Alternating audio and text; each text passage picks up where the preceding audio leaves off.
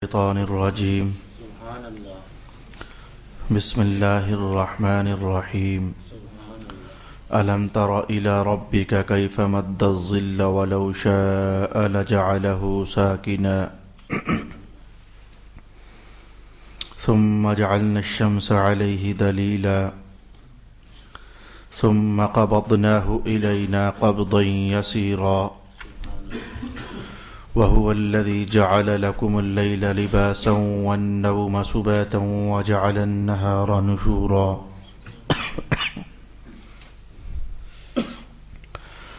وهو الذي أرسل الرياح بشرا بين يدي رحمته وأنزلنا من السماء ماء طهورا لنحيي به بلدة ميتا ونسقيه مما خلقنا أنعاما وأناسيا كثيرا ولقد صرفناه بينهم ليذكروا فأبى أكثر الناس إلا كفورا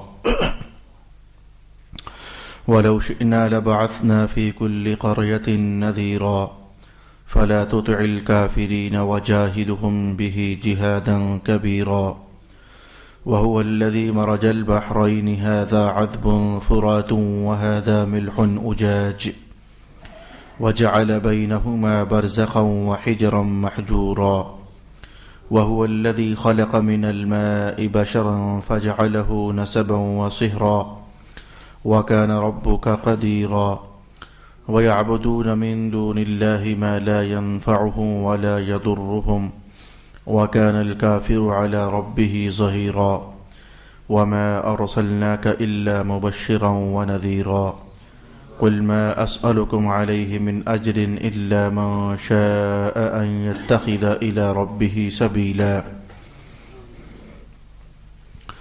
وتوكل على الحي الذي لا يموت وسبح بحمده وكفى به بذنوب عباده خبيرا الذي خلق السماوات والأرض وما بينهما في 6 أيام ثم استوى على العرش الرحمن فاسأل به خبيرا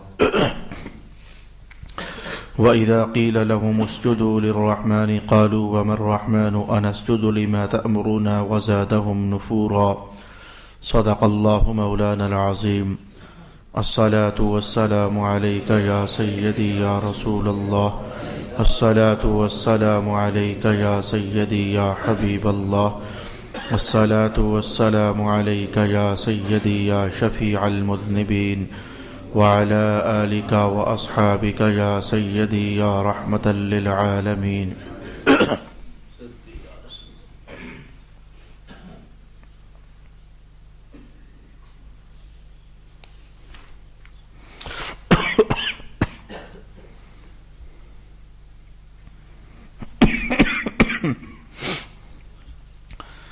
کیا آپ نے اپنے رب کی قدرت کی طرف نہیں دیکھا کہ اس نے کس طرح سائے کو پھیلا دیا؟ وہ اگر چاہتا تو اس کو ٹھہرا ہوا کر دیتا، پھر ہم نے سورج کو اس کے اوپر علامت بنا دیا، پھر ہم نے اس کو آہستہ آہستہ اپنی طرف کھینچ لیا۔ اور وہی ہے جس نے رات کو تمہارے لیے ساتر اور حجاب بنایا اور نیند کو راحت بنایا اور دن کو اٹھنے اور کام کرنے کے لیے بنایا، اور وہی ہے جو باران رحمت سے پہلے بشارت دینے والی ہوائیں بھیجتا ہے، اور ہم نے آسمان سے پاک کرنے والا پانی نازل کیا تاکہ ہم اس پانی سے مردہ شہر کو زندہ کریں، اور وہ پانی اپنے پیدا کیے ہوئے بہت سے چوپایوں اور انسانوں کو پلائیں، اور بے شک ہم نے اس پانی کو ان کے درمیان گردش دی تاکہ وہ نصیحت حاصل کریں، لیکن اکثر لوگوں نے ناشکری کے سوا اور ہر رویہ کا انکار کر دیا۔ اور اگر ہم چاہتے تو ہر بستی میں ایک عذاب سے ڈرانے والا بھیج دیتے، سو آپ کافروں کی پیروی نہ کریں اور اس قرآن کے ذریعے ان سے بڑا جہاد کریں۔ اور وہی ہے جس نے 2 سمندر آپس میں ملا کر جاری کر دیے، یہ نہایت شیریں ہے اور یہ کھاری اور کڑوا ہے، اور ان کے درمیان ایک قدرتی حجاب اور روکی ہوئی آڑ ہے۔ اور وہی ہے جس نے پانی سے انسان کو پیدا کیا، پھر اس کے لیے نسب اور سسرال کا رشتہ بنایا، اور آپ کا رب قدرت والا ہے۔ اور وہ اللہ کو چھوڑ کر ان کی عبادت کرتے ہیں جو ان کو نہ نفع پہنچا سکتے ہیں اور نہ کوئی نقصان پہنچا سکتے ہیں، اور کافر اپنے رب کی مخالفت کرنے پر کمر بستہ رہتا ہے۔ اور ہم نے آپ کو صرف ثواب کی بشارت دینے والا اور عذاب سے ڈرانے والا بنا کر بھیجا ہے۔ آپ کہیے کہ میں اس تبلیغ پر تم سے کوئی اجرت طلب نہیں کرتا مگر یہ کہ جو چاہے وہ اپنے رب کی طرف کو راستہ اختیار کر لے، اور آپ اس پر توکل کیجئے جو زندہ ہے اور اس پر کبھی موت نہیں آئے گی، اس کی حمد کے ساتھ تسبیح کیجئے، اور وہ اپنے بندوں کے گناہوں کی خبر رکھنے کے لیے کافی ہے، جس نے آسمانوں اور زمینوں کو اور ان کے درمیان کی سب چیزوں کو 6 دنوں میں پیدا کیا، پھر وہ عرش پر جلوہ فرما ہوا، وہی رحمان ہے۔ آپ اس کے متعلق کسی خبر رکھنے والے سے پوچھ لیں۔ اور جب ان سے کہا جاتا ہے کہ رحمان کو سجدہ کرو تو وہ کہتے ہیں کہ رحمان کیا چیز ہے؟ کیا ہم اس کو سجدہ کریں جس کا آپ ہمیں حکم دیتے ہیں؟ اس حکم نے ان کو اور متنفر کر دیا۔ صدق اللہ مولانا العظیم۔ اللہ رب العالمین نے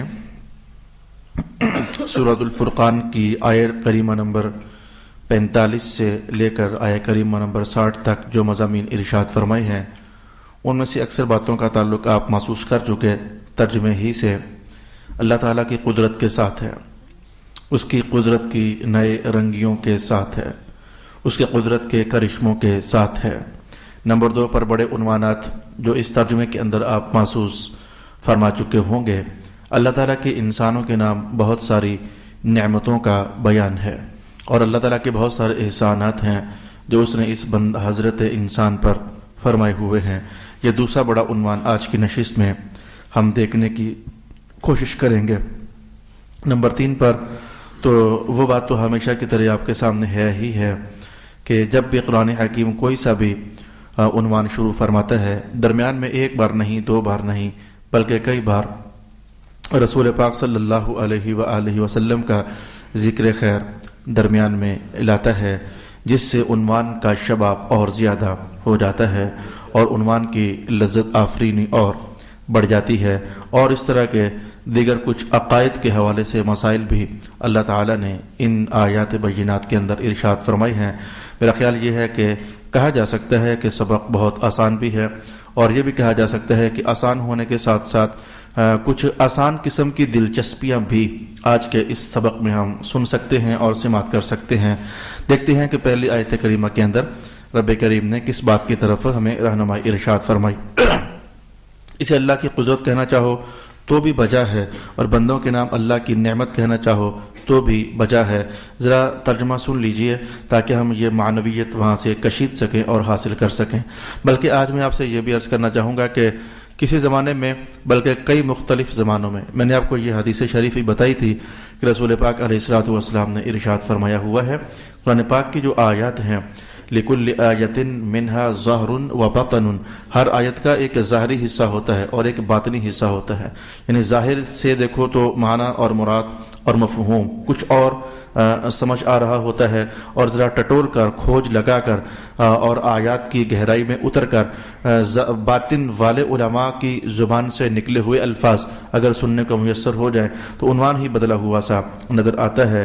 ظاہر کا ٹاپک ہی کچھ اور ہوتا ہے اور باطن کا ٹاپک ہی کچھ اور ہوتا ہے۔ مجھے لگتا ہے کہ اگر وقت کی گنجائش رہی تو آج کی تلاوت کردہ آیات بینات میں 2 کو مقامات پر ہم ایسا بھی ٹچ کرنے کی کوشش کریں گے، اس لیے کہ ائمہ تفسیر نے جہاں کوئی راز کھولا ہوتا ہے وہ راز سیکھ لینا یقیناً فائدے سے خالی نہیں ہوتا۔ تو پہلی آیت کریمہ، رب کائنات نے فرمایا کیا آپ نے اپنے رب کی قدرت نہیں دیکھی ہے؟ وہ سایوں کو پھیلا دیتا ہے، اور حالانکہ اگر اللہ چاہتا تو سائے پھیلے ہوئے ہیں تو پھیلے ہی رہتے، ان میں تبدیلی نہ آتی، یہ ساکن نہ ہوتے، یہ ساکن ہی رہتے، جتنے ہیں اتنے ہی رہتے، ان میں تبدیلی نہ آتی۔ لیکن اللہ تعالیٰ نے سورج کو ان کے سکڑنے پر اور ان کے پھیلنے پر دلیل بنا دیا، اور پھر آخرکار یہ ہوتا ہے کہ رب کریم نے فرمایا ہم ان پھیلے ہوئے سایوں کو سمیٹ لیتے ہیں۔ یہ سایوں کی کچھ کہانی، اللہ کی قدرت کے آثار اور بندوں کے لیے نعمت کا اظہار بیان کیا گیا۔ میں اس کو ذرا اپنے الفاظ میں آپ کے سامنے بیان کر دینا چاہوں گا، اور اس آیت کا ایک ہم ظاہری معنی سمجھیں گے اور اس آیت کا ایک ہم باطنی معنی سمجھیں گے۔ دونوں طرح کے مضامین ہم اس حصے سے سیکھنے کا اہتمام کریں گے۔ اچھا بھائی، رب کریم نے سایوں کا حوالہ دیا. سایوں کو چاہو تو مختصر درجے میں دیکھ لو تو بھی آپ کو بات سمجھ آ سکتی ہے، چاہو تو بڑے درجے میں دیکھ لو تو بھی آپ کو بات سمجھ آ سکتی ہے. سایہ اصل میں کیا ہے؟ ایک طرف سورج ہو تو سورج کے سامنے جو شے بھی آ جائے گی تو سورج کے سامنے والی شے میں روشنی ہوتی ہے، اور بالکل اس کی اپوزٹ اور مخالف جہت میں جو کیفیت بنی ہوتی ہے اس کو سایہ کہتے ہیں. تو مثلا یہ سورج ہے، اس کے سامنے بندہ آ گیا تو بندے کی یہ طرف جو ہے یہ تو روشن ہو جائے گی، اور بندے کے پرلی طرف چونکہ روشنی کراس نہیں کر رہی ہوتی ہے تو وہ ایک بنسبت ادھر کے جو روشنی ہے اس سے کم درجے کا احساس سامنے پڑ جاتا ہے، جس کو ہم سائے کے ساتھ تعبیر کر دیتے ہیں. تو رب کائنات نے ہمیں کہ سایہ جو ہے یہ دیکھو یہ پھیلا ہوا تھا تو ہم نے اس کو اپنی طرف کھینچ لیا. اگر چھوٹے پیمانے پر دیکھنا چاہو تو دن دہاڑے روزانہ یہ منظر آپ دیکھ سکتے ہو، اور اگر بڑے پیمانے پر دیکھنا چاہو تو 24 گھنٹوں میں ہر دن اور رات کے بعد آپ یہ منظر دیکھ سکتے ہو. چھوٹے پیمانے میں ہم صبح اٹھے تو آپ نے محسوس کیا کہ سایہ اچھا خاصا لمبا ہوتا ہے، پھر سورج جوں جوں بڑھتا چلا جاتا ہے، روشنی جوں جوں اٹھتی چلی جاتی ہے تو سایہ سکڑتا چلا جاتا ہے. پھر سورج جب دوبارہ ڈھل کر کے تو آہستہ آہستہ اپنا ڈوبنے والی منزل سے قریب ہوتا چلا جاتا ہے تو سایہ پھر سے پھیلنا شروع ہو جاتا ہے. تو رب کائنات نے کہا یہ جو پھیلا تھا پھر سکڑا ہے تو پھر پھیل گیا ہے، یہ اصل میں ہم نے کیا ہے، یہ اصل میں ہم نے کیا ہے. ہم انسان مجبور ہیں اس بات پر کہ ہم نے ایک پروسیس کئی مرتبہ جب ہوتے دیکھا تو ہم نے وہ پروسیس طبعی پروسیس سمجھ لیا، یعنی ہر دن سورج کے سامنے کوئی شے آتی ہے تو سایہ بن جاتا ہے. ہم یہی سمجھتے رہے کہ سایہ بننے میں سورج کو بڑی گہری تاثیر حاصل ہے.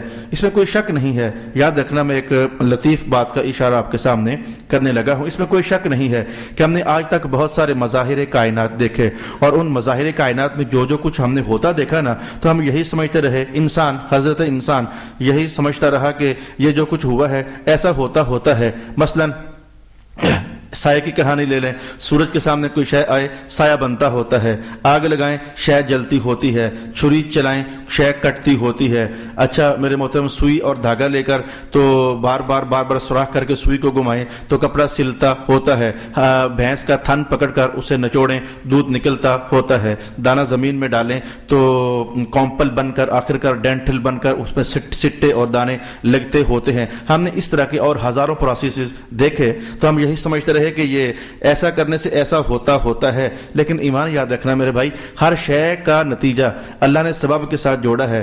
ہر سبب ایک نتیجہ دیتا ہے، ہر نتیجے کا کوئی سبب ہوتا ہے. جملہ دھیان سے سننا، ہر سبب کوئی نتیجہ دیتا ہے اور ہر نتیجہ کسی سبب کا ہوتا ہے. جلدی سمجھاؤں گا. آگ لگاؤ شے جلتی ہے، آگ لگانا سبب ہے اور شے کا جلنا اس کا نتیجہ ہے. ہر نتیجے کا کوئی سبب ہوتا ہے. شے کے جل جانے کا سبب اس کا آگ لگانا ہی تو ہوتا ہے. چھری چلاؤ تو یہ ایک سبب ہے، اس کا نتیجہ کیا ہے؟ شے کا کٹ جانا ہوتا ہے، اور کٹ جانا ایک نتیجہ ہے، اس کا کوئی سبب بھی تو ہوتا ہے.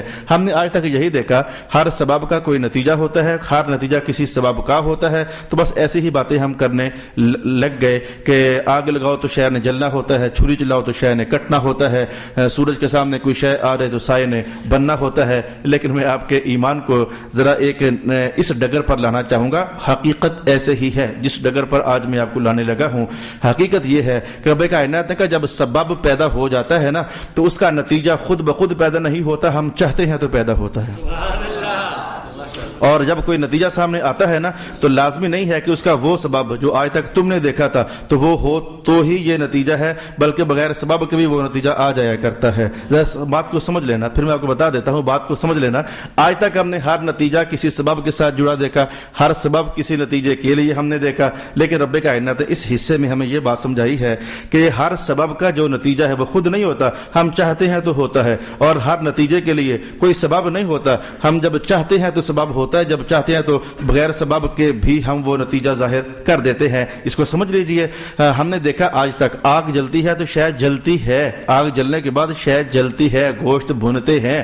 یہ خود نہیں بھونتے، اللہ چاہتا ہے تو بھونتے ہیں، نہ چاہے تو جناب ابراہیم نہیں جلتے ہیں. یہ تاثیر جو ہے، یہ ظاہر ہو جانا، نتیجہ ظاہر ہو جانا، یہ خود بخود نہیں ہوتا، اللہ چاہے تو ظاہر ہوتا ہے. میں آپ کو یہ بتانا چاہتا ہوں، آپ نے دکان کھولی تو آج تک ہم نے یہ دیکھا دکان کھولو تو پیسے کمائی جاتے ہیں، پیسے کمانے کے لیے دکان کھولنی پڑتی ہے. نہیں بھائی، یہ آج تک ہم نے دیکھا یہ ہے، اللہ چاہے تو دکانیں کھولیں پر پیسے نہ کما سکو. سبب قائم ہو جائیں پر آگے نتائج ظاہر نہ ہو سکیں. عام طور پر تقریریں ہوتی ہیں, دل پھرتے ہیں, لیکن یہ تو نہیں کہ تقریر کا ہونا سبب ہے دلوں کے پھرنے کا. اللہ چاہے تو تقریروں کے ہونے پر دلوں کو پھیر دے اور چاہے تو نہ پھیر دے. تو نتیجے خود بخود نہیں آتے. کسی بھی سبب کا جو چھری سبب ہے, ہم نے آج تک دیکھا جسم کٹتے ہیں, چیزیں کٹتی ہیں, لیکن یہ خود نہیں کٹتی, اللہ چاہتا ہے تو کٹتی ہیں. جس دن اللہ نے چاہا نا کہ آج نہیں کٹنا چاہیے, جناب اسماعیل پھر نہیں کٹتے ہیں. میں آپ کو یہ بتانا چاہتا ہوں. اور ہر نتیجے کا کوئی سبب ہوتا ہی ہوتا ہے, ایسا نہیں ہے بھائی اللہ چاہے تو سبب کے ساتھ کوئی نتیجہ جوڑ دے اور اللہ چاہے تو نہ جوڑے. یہ دیکھو ہم نے آج تک یہ دیکھا بچے پیدا ہوتے ہیں لیکن اس کے پیچھے ماں اور باپ کے عمل دخل ہوتے ہیں.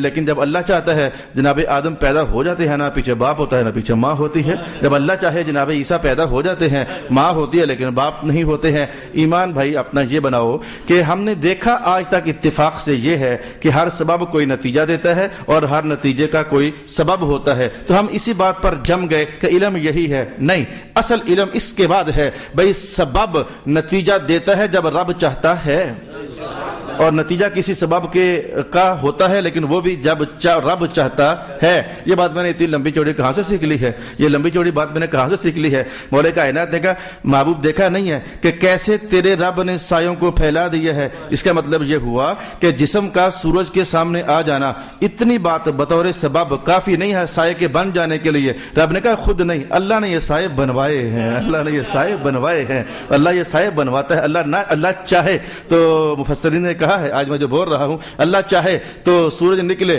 لیکن سایہ بنے ہی نہ. اللہ چاہے تو سورج نکلے اور سایہ بنے ہی نہ. اللہ اس بات پر قادر ہے. سببوں کے نتیجے یہ اللہ کی قدرت میں ہوتے ہیں اور ہر نتیجہ جس سبب کا ہوتا ہے اللہ کی قدرت سے ہوتا ہے. تو بس آپ نے ایمان یہ لانا ہے, اللہ چاہے کوئی نتیجہ ظاہر کرنا تو اللہ کسی سبب کا محتاج نہیں. اور جب بھی کوئی سبب وجود میں آتا ہے تو خود بخود نتیجہ نہیں آتا, اللہ کے حکم کا پابند ہوتا ہے.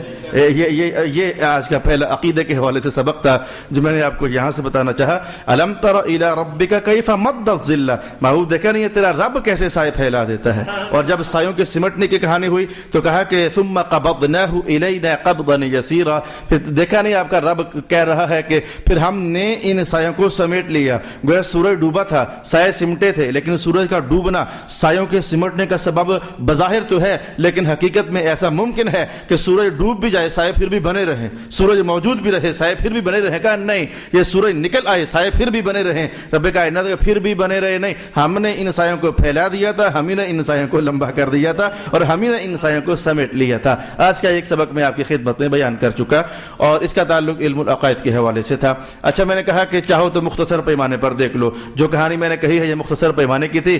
چھوٹا چھوٹا انسان, چھوٹے چھوٹے سائے, چھوٹے چھوٹے بلڈنگز, اس کے چھوٹے چھوٹے سائے. اب میں اگر چاہوں تو آپ کو یہ مثال دے دوں جو 24 گھنٹوں میں ایک بار دیکھی جا سکتی ہے. جب سورج بالکل زمین کی دوسری طرف پر چلا جاتا ہے تو زمین ہی کا بڑا سارا سایہ پوری زمین پر پھیل جاتا ہے. اس وقت جیسے کہ ہے یہ جو رات ہوتی ہے اس کو ائمہ تفسیر نے کہا یہ اصل میں زمین کا اپنا ہی سایہ ہے جو زمین پر ہی پڑ چکا ہے. ظاہر ہے کہ سورج کی روشنی بالکل ادھر ہے تو ادھر والا حصہ تو ہوگا روشن. وہ جو آپ کہتے ہوتے ہو یا آپ کی سائنس کہتی ہوتی ہے کہ ایک طرف دن ہوتا ہے ایک طرف رات ہوتی ہے, بڑی بات ہے. بھائی بڑی بات کیا, اللہ کی قدرت میں آرام سے داخل ہے. ہمیں اس پر کوئی حیرت نہیں ہے, ہمیں کوئی تعجب نہیں ہے. ہمارا رب تو کیا سے کیا کر سکتا ہے. لیکن میں کہا کہ یہ چاہو تو اس کو بڑے پیمانے پر دیکھ لو.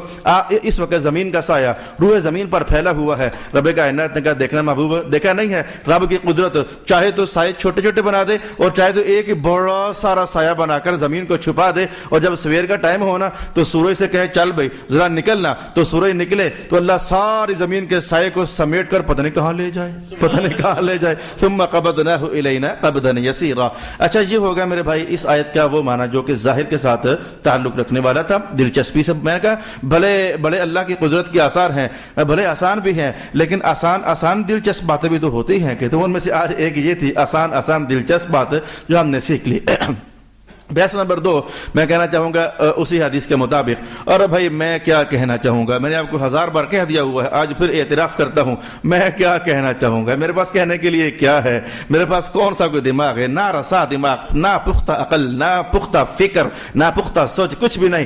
کل کی طرح مٹھی کی ایک مٹی کی مٹھی ہوں میں, کل کی طرح. یہ تو اکابرین امت پر اللہ رحمت نازل فرما دے, انہوں نے اشارے دیے, انہوں نے تحقیقیں کی, ہم 2 لفظ بولنے کے قابل ہو جاتے ہیں. تو ائمہ تفسیر نے یہاں پر دوسرا اشارہ کیا کہ سمجھا جا سکتا ہے کہ رب کائنات کی جو الفاظ ہیں یہ دوہرے سے ہیں. کئی جملے ایسے ہوتے ہیں جو بندہ بول کچھ اور رہا ہوتا ہے, وہاں سے سمجھ کچھ اور آ رہا ہوتا ہے, تو جسے آپ کہتے ہیں یار یہ تو بات وہ بندے کو ڈبل مائنڈڈ سے کر دیتی ہے.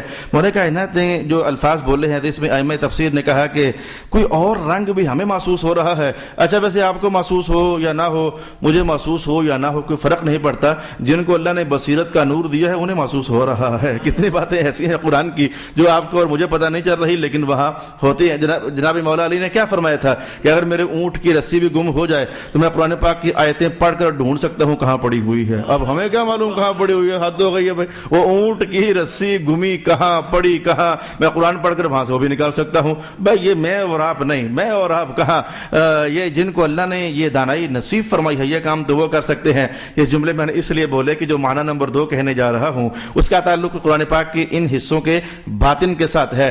ائمہ تفسیر نے کہا کہ یاد رکھنا یہ روشنیاں ظاہر کے اعتبار سے جیسے سورج کی ہوتی ہیں, چاند کی ہوتی ہیں, اندھیرے جیسے سورج کے ڈوبنے کے ہوتے ہیں, چاند کے ختم ہو جانے سے ہوتے ہیں, ایسے ہی کچھ اعمال بندے کے ایسے ہوتے ہیں, کچھ کیفیات ایسی ہوتی ہیں جو روشنیاں بناتی ہیں, اور کچھ کیفیات ایسی ہوتی ہیں, کچھ اعمال ایسے ہوتے ہیں جو اندھیرے بناتے ہیں. اچھا اب ایسے میں سمجھنا کہ کچھ اندھیرے ہوتے ہیں کچھ روشنیاں ہوتی ہیں. کیا میں اس میں مثال کہوں گا تو پھر بات کھلے گی. کیا میرے حضور پاک نے فرمایا نا, وضو کرنے والوں قیامت والے دن جہاں جہاں سے وضو کا پانی گزرے گا اللہ تمہارے لیے نور پیدا فرما دے گا. جلدی سے بات سمجھ رہی نہیں, تو کچھ اعمال ہیں نا بھائی جو روشنیاں بناتے ہیں, نور پیدا ہوتے ہیں. اندھیرے کی کہانی سنا دوں, رسول پاک علیہ السلام فرماتے ہیں کہ ایک جمعہ چھوڑا کسی بندے نے بغیر کسی وجہ کے, اس کے دل پر ایک کالا نشان لگ گیا, اس نے اگلا پھر چھوڑ دیا بغیر کسی وجہ کے, وہ نشان بڑا ہو گیا, اس نے ایک اور چھوڑ دیا جمعہ, تو اب وہ نشان پھیل کر اس کے دل کو سارے کے سارے کو سیاہ کر دیتا ہے. تو کچھ اعمال ایسے نکلے نا جو اندھیرے اپنے اندر رکھتے ہیں. اگر اعمال اپنے اندر روشنیاں اور اندھیرے رکھتے ہیں تو میں کہنا چاہوں گا جو نظریات ہیں, آئیڈیالوجیز ہیں, بندے کی فکر ہے, افکار ہیں, سوچیں ہیں, یہ بھی روشنیاں رکھتی ہیں, یہ بھی اندھیرے رکھتے ہیں. اور میں اس پر قرآن پڑھ دیتا ہوں, یہ اللہ کی مدد میرے ساتھ ہے, میں قرآن پڑھ دیتا ہوں. کیا رب کائنات نے کہا نہیں ہے لِيُخْرِجَكُم مِّنَ الظُّلُمَاتِ إِلَى النُّورِ, اب سونے محمد آ گئے ہیں تمہیں نظریات کے اندھیروں سے نکال کر نظریات کی روشنی میں لا کھڑا کریں گے. یہ بھی کفر سے نکال کر ایمان میں لا کھڑا کرنا, یہی تو معنی ہے. اندھیرے سے نکالیں گے روشنی میں لا کھڑا کریں گے, یہ تو معنی تھا نہیں کہ رات سے نکال کر دن میں لے آئیں گے, یہ معنی تو تھا نہیں. وہ تو کافروں پر ویسے بھی آتا جاتا ہی رہتا ہے دن اور رات. یہ نظریاتی پلیتیاں تھیں, یہ کردار کی اندھیرے تھے, یہ اعمال کے اندھیرے تھے. تو نظریات بھی روشنیاں دیتے ہیں, اندھیرے دیتے ہیں, اعمال بھی روشنیاں دیتے ہیں, اندھیرے دیتے ہیں. کردار کے پہلو بھی اپنے اندر روشنیاں رکھتے ہیں اور اندھیرے رکھتے ہیں. میں جتنا کھول سکتا تھا بات کو میں نے کھولنا چاہا ہے. اب آؤ میں کہوں کہ یہاں کیا ہے. ائمہ تفسیر نے کہا سونے محمد پاک پیارے, بات یہ ہے کہ دیکھا نہیں ہے کہ آپ جب تک آئے نہیں تھے تو کہیں غفلت کا اندھیرا تھا, کہیں کفر کا اندھیرا تھا. یہ سائے تھے, اندھیرے سائے ہوتے ہیں, کہیں کفر کا اندھیرا, کہیں غفلت کا اندھیرا, کہیں بد کرداری کا اندھیرا, کہیں انارکی کا اندھیرا, کہیں زنا کا اندھیرا, کہیں شراب کا اندھیرا. یہ کائنات لپٹی ہوئی تھی مختلف اندھیروں کے اندر. یہ تو اللہ نے کرم کر دیا, وَجَعَلْنَا الشَّمْسَ, ہم نے تجھے سراج منیر بنا کر بھیج دیا, چاند سورج کی روشنیاں دے کر کے تجھے بھیج دیا. بس تیرے وجود کے سورج کا طلوع ہونا تھا کہ بس یہ کفر کے اندھیرے بھی دب دبا کر بھاگ گئے, یہ کرداروں کے سائے بھی سمٹ گئے, اور یہ بد کرداریوں کے اندھیرے بھی چھٹ گئے. گویا تیرا رخ جدھر ہوتا چلا گیا, وہ گناہوں کے اندھیرے سمٹتے چلے گئے, حتیٰ کہ رب کائنات نے اعلان کر دیا قد جاءکم من اللہ نور, اے گناہوں کے اندھیروں اور اے کفر کے اندھیروں اب تمہیں بھاگنا ہوگا, اس لیے کہ میرا محمد آفتاب بن کر اپنی روشنیاں دینے کے لیے آ چکا ہے. الم تر الی ربک کیف مد الظل ولو شاء لجعلہ ساکنا, اگر اللہ چاہتا تو یہ اندھیرے پھیلے رہتے, یہ کفر رہتے، اللہ چاہتا جو کفر رہتے، اللہ چاہتا جو گناہ رہتے، اللہ چاہتا جو بدبختیاں رہتی، لیکن اللہ نے رحم کھایا ہے مخلوق پر، اپنا سونا حبیب دے کر ان کے اندھیروں کو صاف فرما دیا ہے۔ یہ دوسرا معنی جو کہ جن کو سمجھ آیا انہیں سمجھ آیا، انہوں نے بیان کیا، میں نے آپ کے لیے کھولنے کا اہتمام کر دیا۔ آگے بڑھ جانا چاہیں گے، اس رب نے کہا وَهُوَ الَّذِي جَعَلَ لَكُمُ اللَّيْلَ لِبَاسًا، وہی اللہ جس نے رات کو تمہارے لیے پردہ بنا دیا۔ پردہ ہے، رات پردہ ہے، لباس ہے۔ لباس کہنے میں نے آپ کو کہا کہ سوتے وقت تقریباً ہر بندہ کچھ نہ کچھ چینج کرتا ہی ہے، تو ایک خفیہ سا اشارہ تھا کہ راتوں کو تم سونے کے لیے اپنے لباس تبدیل کر لیتے ہو، رات لباس ہی تو ہے، رات ہی تو ہے جس میں سونے کے لیے تم لباس تبدیل کر دیتے ہو۔ وَالنَّوْمَ سُبَاتًا، اور دیکھو اللہ نے نیند کو تمہارے لیے راحت بنا دیا ہے۔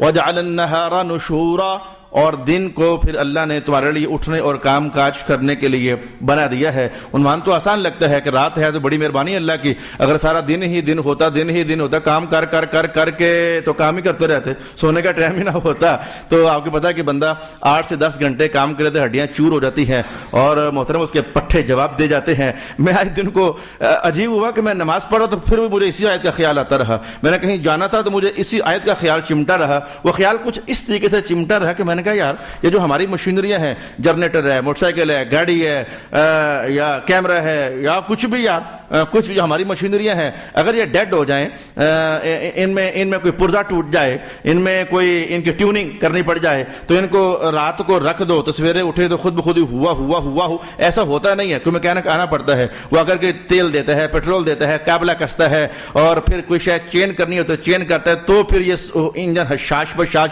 ہو جاتا ہے، پھر وہ مشینری صاف ستھری ہو جاتی ہے، پھر وہ گاڑی تازہ دم ہو جاتی ہے۔ تو کچھ نہ کچھ آؤٹ سائڈ سے اس میں ان کرنا پڑتا ہے، اس میں اس کو فیڈ دینی پڑتی ہے، تو جا کر کے تو یہ نظام اس کا اگلے دن یا اگلے لمحوں میں یا اگلے اوقات میں نیکسٹ چلنے کے قابل ہوتا ہے۔ میں نے کہا میرے اللہ تعالیٰ، بندہ تھک گیا، اس کے پٹھے جواب دے گئے، ہڈیاں اس کی چور ہو گئیں، دماغ اس کا کام کرنا چھوڑ رہا ہے، مسلسل 3 راتوں سے جاگا ہوا ہے، یہ نظام کیا ہے کہ تو نے اس کو کہا چل رات آگے لیٹ جا، بندہ لیٹتا ہے، کوئی تیل نہیں ڈالا، کوئی کابلہ نہیں کسا، کوئی ہڈی کو آ کر کے ٹھوکا ٹھاکی نہیں کی ہے، 2-4 گھنٹے جب سو کر اٹھتا ہے نا، اس کا دماغ بھی تازہ ہو چکا ہوتا ہے، اس کے پٹھے بھی تازہ ہو چکے ہوتے ہیں، اس کا دل بھی تازہ ہو چکا ہوتا ہے، اس کا دل بھی، اس کا چہرہ بھی شگفتہ ہو چکا ہوتا ہے، اور وہ اس کے پٹھے بھی طاقتور ہو چکے ہوتے ہیں، اس کی حرکتیں پھر سے تازہ دم ہو چکی ہوتی ہیں۔ میں نے کہا مولا یہی کہنا چاہیے، لا الہ الا اللہ محمد رسول اللہ صلی اللہ علیہ وسلم، یہ کیا نظام ہے؟ اللہ کوئی ایسا تو نہیں ہے کہ فرشتے رات کو آتے ہیں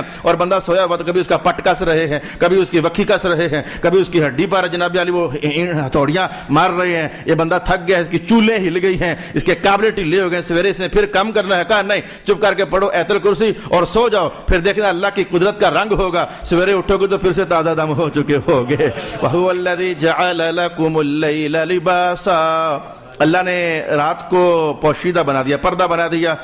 ہاں، اس آیت پر رک کر پھر میں کہوں گا، ہم ظاہر بین لوگ ہیں، میں اور آپ ظاہر بین لوگ ہیں، ہم نے یہی سمجھا اللہ نے رات بنائی آرام کرنے کے لیے، اور ہم آرام اسی کو سمجھتے ہیں کہ سو جاؤ، ہم آرام اسی کو سمجھتے ہیں کہ سو جاؤ، پردہ ہے سو جاؤ، بندہ پردہ کر کے آرام پاتا ہے نا، لیکن رب نے کہا کچھ بندے ایسے بھی ہیں ان کا آرام راتوں کو سونا نہیں ہوتا ہے۔ اللہ اکبر، ہے رات آرام کرنے کے لیے، جملہ بول دیا رات آرام کرنے کے لیے، لیکن کسی کو آرام بستر پر چڑھ کر ملتا ہے اور کسی کو آرام مسلح پر چڑھ کر مل جاتا ہے، یہ اللہ کی قدرت کا نشان ہے۔ وَهُوَ الَّذِي جَعَلَ لَكُمُ اللَّيْلَ لِبَاسًا، اللہ نے رات کو تمہارے لیے لباس بنا دیا ہے۔ وَالنَّوْمَ سُبَاتًا، اور نیند کو، میں یہ جملہ آج پڑھ کر حیرت مند ہی ہونا ہے، اور کیا ہونا ہے، اللہ کی قدرت کے سامنے حیرت مند ہی ہونا ہے، اور کیا ہونا ہے۔ میں نے پڑھا کہ جب بندہ سوتا ہے تو سب سے پہلے اس کے کان سوتے ہیں، کان، سب سے پہلے اس کے کان سو جاتے ہیں، اسے کہ بندے کی فطرت ہے کہ وہ ہلکے ہلکے کھڑاک سن کر نا اٹھ جاتا ہے، او کہتا ہے یہ کیا ہو گیا، ہڑبڑا کر اٹھ جاتا ہے نا۔ بچے شور ڈالے تو بیگمات کے ساتھ میاں وہ امریکہ بھارت کی جنگ چھیڑ دیتے، او بچہ تو سنبھال لے، میرے سونے کا ٹائم ہو رہا تھا۔ تو رب کائنات سب سے پہلے نیند تاری ہی کنوں پر کرتا ہے تاکہ بچے شور بھی ڈالے تو آرام سے سویا رہے۔ یہ کان بندے کے پہلے سو جاتے ہیں، اس کے بعد آہستہ آہستہ آہستہ ایسا آنکھیں بندے، یہ سو جانے کا نظام مجھے سمجھ نہیں آتا، یہ سو جانے کا نظام مجھے، یہ نیند کیا شے ہے، کدھر سے آتی ہے، کدھر چلے جاتی ہے، یہ اللہ اکبر، عاجز ہوں، اس کے بیان سے میں عاجز ہوں، لیکن ہے اللہ کی بہت بڑی نعمت۔ اللہ پاک نے ہر بندے کو بے شمار نعمتوں سے نوازا ہے۔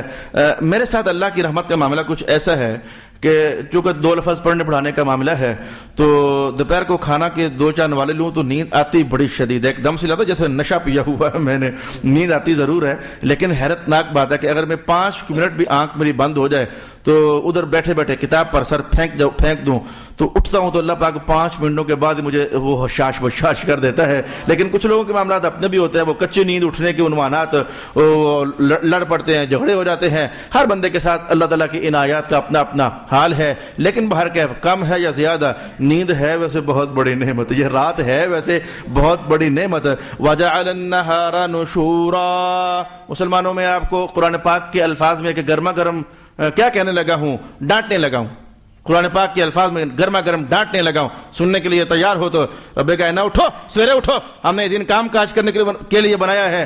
کیا مسلمان ہے دن بھی سوتا رہتا ہے، دن بھی 12 بجے تک 1 بجے تک، وہ کیا مسلمان ہے؟ اس نے فطرت کے نظام کو اپنے وجود میں تلٹ پلٹ کر کے رکھا ہوا ہے۔ اور ایسے انسان میں نے دیکھے ہیں، ایسے انسان میں نے دیکھے ہیں زندگی میں، آج سے 20 سال پہلے انہیں میں نے جہاں دیکھا تھا آج بھی ادھر ہی ہیں۔ جن لوگوں نے رات کو جاگنا بنا لیا، فضول کوئی مقصد نہیں، جنہوں نے راتوں کو جاگنا بنا لیا اور دنوں کو انہوں نے سونا بنا لیا، 15 سال سے 20 سال سے ایسے انسان میں نے دیکھے ہیں، بیچارے ادھر کے ادھر ہیں، اب تو ان کی زندگیاں کنارے لگ رہی ہیں۔ میرا خیال یہ تھا کہ قرآن پاک کا بیان یہ تھا کہ اللہ نے رات کو آرام کے لیے بنایا تو رات کو آرام ہی اچھا لگتا ہے، دن کو اللہ نے کام کاج کے لیے بنایا ہے تو دن کو کام کاج کرنا ہی اچھا لگتا ہے۔ سرکار دو عالم بھی ہوں تو یہ دیکھو جملہ کیا فرماتے ہیں، تہجد پڑھنے والوں دن کو بس تھوڑا کو آرام کر لیا کرو، جسے قیلولہ کہتے ہیں، اس سے تمہیں تہجد پڑھنے میں مدد میسر ہو جائے گی۔ او کما قال رسول اللہ صلی اللہ علیہ وآلہ وسلم، وہ آرام کرنا جو ہے، اس لیے تو رسول پاک علیہ السلام فرماتے ہوتے تھے ان لجسدک علیک حق وان لعینیک علیک حق، بھائی تیرے جسم کا تجھ پر حق ہے، تیری آنکھوں کا تجھ پر حق ہے، ولنفسک علیک حق، اور تیری جان کا تجھ پر حق ہے، اسے آرام بھی دیا کر اور اس کو اللہ کی عبادت میں تھکایا بھی کر، اسے اللہ کی عبادت میں مصروف بھی کیا کر، کمائی کاج کرنے کے لیے بھی آیا جایا کر۔ وہ ان سب چیزوں سے لبریز قسم کی زندگی رسول پاک علیہ الصلوۃ والسلام ایک بندہ مسلمان کو عطا کرتے ہیں۔ وَهُوَ الَّذِي أَرْسَلَ الرِّيَاحَ بُشْرًا بَيْنَ يَدَيْ رَحْمَتِهِ، وہی اللہ ہے جو باران رحمت بھیجنے سے پہلے بشارت دینے والی ہوائیں چلاتا ہے۔ ہوائیں آتی ہیں تو یہ اشارہ ہوتا ہے کہ اب رحمت چلنے والی ہے، اب بارش برسنے والی ہے، تو بارش کو خاص کر کے رب کریم نے اپنی رحمت قرار دیا۔ رحمتہ، بارش کے قطرے جو ہیں یہ رحمت ہے اللہ کی، بارش کے قطرے جو ہیں یہ اللہ کی رحمت ہیں، قرآن پاک کا بیان ہو گیا۔ یا اسی لیے یہ بارش کے قطروں پر بھی ہمارے صوفیہ، ہمارے علماء رنگ برنگے وظیفے بتاتے رہتے ہیں۔ مثلا مجھے اس وقت جو اچانک ذہن میں آ رہا ہے، جن لوگوں کے حافظے کمزور ہوتے ہیں، چیزیں یاد نہیں رہتی، تو بارش برسے تو پانی جمع کر لیں، ٹپ میں بالٹی میں پانی جمع کر لیں اور سورۃ رحمان شریف اس پر تلاوت کر کے پھونکیں اور اس کے بعد اس پانی کو پئیں۔ اکابرین نے ایسے ارشاد فرمایا ہے کہ اللہ فضل کرتا ہے، رحمت کے ساتھ رحمت جڑ جاتی ہے، اللہ پاک اس کا حافظہ کبھی فرما دیتا ہے۔ تو یہ روحانی تدبیریں، یہ روحانی فکریں ہیں تو صحیح، بندے کے وجود میں تاثیر اپنی ظاہر کرنے کے لیے یہ چیزیں ہیں تو صحیح۔ فرمایا وَهُوَ الَّذِي أَرْسَلَ الرِّيَاحَ بُشْرًا بَيْنَ يَدَيْ رَحْمَتِهِ وَأَنزَلْنَا مِنَ السَّمَاءِ مَاءً طَهُورًا، یہ جو بارش برستی ہے تم نے کبھی سوچا ہی نہیں، اللہ کی بہت بڑی نعمت ہے۔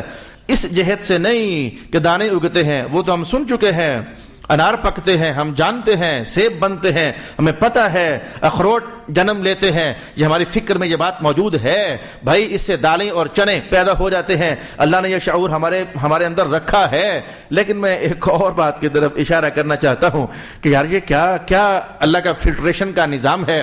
ائمہ تفسیر نے کہا پانی ادھر ہی سے چڑھتا ہے آسمانوں کی طرف، بھاپ بنتا ہے، بھاپ بن کر آسمانوں کی طرف چڑھ جاتا ہے، اللہ انہیں پھر دوبارہ برسا دیتا ہے سمندروں سے، گندے نالوں سے، گندی نالیوں سے، دریاؤں سے، چھپڑوں سے، جوہڑوں سے، تالابوں سے، کنووں سے، پتہ نہیں کدھر سے پانی چڑھتا ہے، پاک بھی ہوتا ہے، گندا بھی ہوتا ہے، ستھرا بھی ہوتا ہے، پلیت بھی ہوتا ہے، بدبودار بھی ہوتا ہے، بد ذائقہ بھی ہوتا ہے، اتنے پانی آسمانوں پر چڑھتے ہیں۔ تو رب کائنات نے کہا ہے نا پیچھے پھر قدرت، جب چڑھتے ہیں تو پتہ نہیں کیسے کیسے ہوتے ہیں، لیکن جب اللہ تمہیں پلٹا کر صاف کر کے دیتا ہے نا تو بالکل صاف ستھرے، تازے اور طاہر اور مطہر ہو چکے ہوتے ہیں۔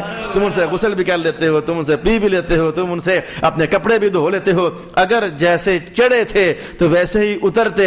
نالی کا پانی گندا ہی گیا تھا، گندا ہی آتا، جوہر کا پانی گندا ہی گیا تھا، گندا ہی آتا، تالابوں کا پانی بدبودار ہی گیا تھا، بدبودار ہی آتا۔ میرا خیال ہے کہ بڑا ستیہ ناس ہو جاتا ہے ہماری زندگیوں کا، کباڑا ہو کر کے رہ جاتا۔ ذرا اس نہج پر سوچنے کی کوشش کریں۔ رب کریم نے کہا وہی ہے نا، وہی وہو الذی، وہی ہے جس نے چلایا ہواؤں کو رحمت کی خوشخبریاں دینے سے پہلے وَأَنزَلْنَا مِنَ السَّمَاءِ مَاءً طَهُورًا، اور ہم نے طاہر پانی آسمان سے مطہر پانی اتار دیا۔ لِنُحْيِيَ بِهِ، ایک بڑا روحانی سا سبق۔ قرآن پاک روحانی ہے، قرآن پاک کا ظاہر بھی روحانی ہے، قرآن پاک کا باطن بھی روحانی ہے، لیکن باطن میں ذرا مزید لطیف بات ہوتی ہے، باطن میں ذرا مزید لطیف بات ہوتی ہے۔ ایک توجہ کرنا، ایک جملہ کہنے والا ہوں۔ رب کائنات نے کہا آسمانوں سے ہم نے پاک پانی اتارا تو لِنُحْيِيَ بِهِ بَلْدَةً مَيْتًا، تاکہ یہ جو ہے نا مردہ شہر یہ زندہ ہو جائے۔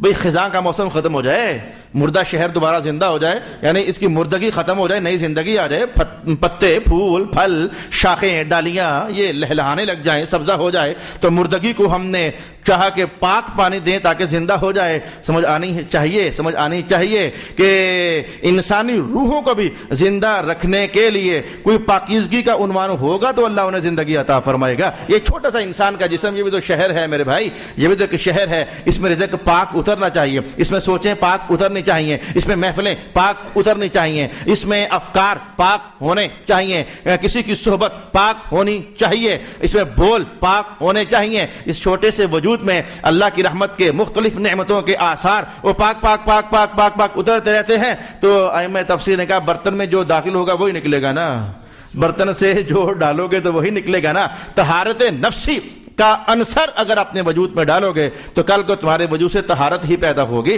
اور اگر اپنے وجود کو باطنی گندگیوں اور نجاستوں سے آلودہ رکھو گے تو کل کو تم کوئی بہت اچھے انسان بن کر کے اس مطلع کائنات پر ابھر نہیں سکو گے۔ وَأَنْعَامٍ مِّمَّا خَلَقْنَا أَنْعَامًا وَأَنَاسِيَّ كَثِيرًا، ہم نے پھر زمین مردوں کو پانی برسایا تاکہ یہ مردہ شہر زندہ ہو جائیں۔ ہم نے انسانوں کو پانی پلانا تھا، وہ اناسی یا انسانوں کو پانی پلانا تھا، ڈنگروں کو پانی پلانا تھا۔ وَلَقَدْ صَرَّفْنَاهُ بَيْنَهُمْ لِيَذَّكَّرُوا، ہم نے پھیرا ہے اسے۔ تین تفسیریں ہیں، میں ترجمے کرنے لگا ہوں اس جملے کے، جو ترجمہ اس وقت میرے سامنے ہے وہ کیا ہے ذرا سن لیں۔ ہم نے اس پانی کو ان کے درمیان گردش دی تاکہ وہ نصیحت کریں، اس پانی کو ہم نے ان کے درمیان گردش دی تاکہ وہ نصیحت کریں۔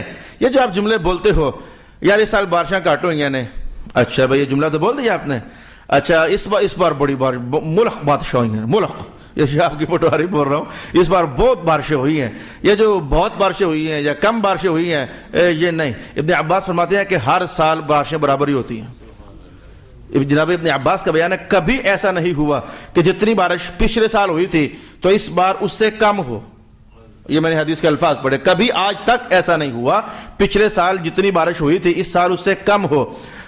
اچھا اس سے کم نہیں ہوتی، ہو سکتا ہے برابر ہوتی ہو یا ہو سکتا ہے کہ زیادہ ہوتی ہو لیکن کم نہیں ہوتی۔ مولا ہم نے تو محسوس کیا کہ کوئی نہیں ہوتی، کئی بار قید سالی پڑ جاتی ہے تو بارش کوئی نہیں ہوتی، اور تیرا ایک پاک بندہ کہہ رہا ہے، تیرے محبوب کا غلام کہہ رہا ہے کہ بارش کبھی بھی پچھلے سال سے کم نہیں ہوتی۔ معنی کیا ہے؟ مفسرین نے کہا معنی یہ ہے جو قرآن نے یہاں کہا وَلَقَدْ صَرَّفْنَا، ایک سال ادھر زیادہ کر دیتے ہیں تو ایک سال ادھر زیادہ کر دیتے ہیں۔ جب ہوتا پانی وہی ہے جو ہم نے برسانا ہے، جب ادھر زیادہ کرتے پھر ادھر کم ہو جاتا ہے، جب ادھر زیادہ کرتے ہیں تو پھر ادھر کم ہو جاتا ہے۔ مولا یہ کم زیادہ ہوتا کیوں ہے؟ میں جب بندوں کے گناہ زیادہ ہوں تو اپنی رحمت کم نازل کرتے ہیں، جب بندوں کے گناہ کم ہو رہے تو اپنی رحمت زیادہ نازل فرما دیتے ہیں۔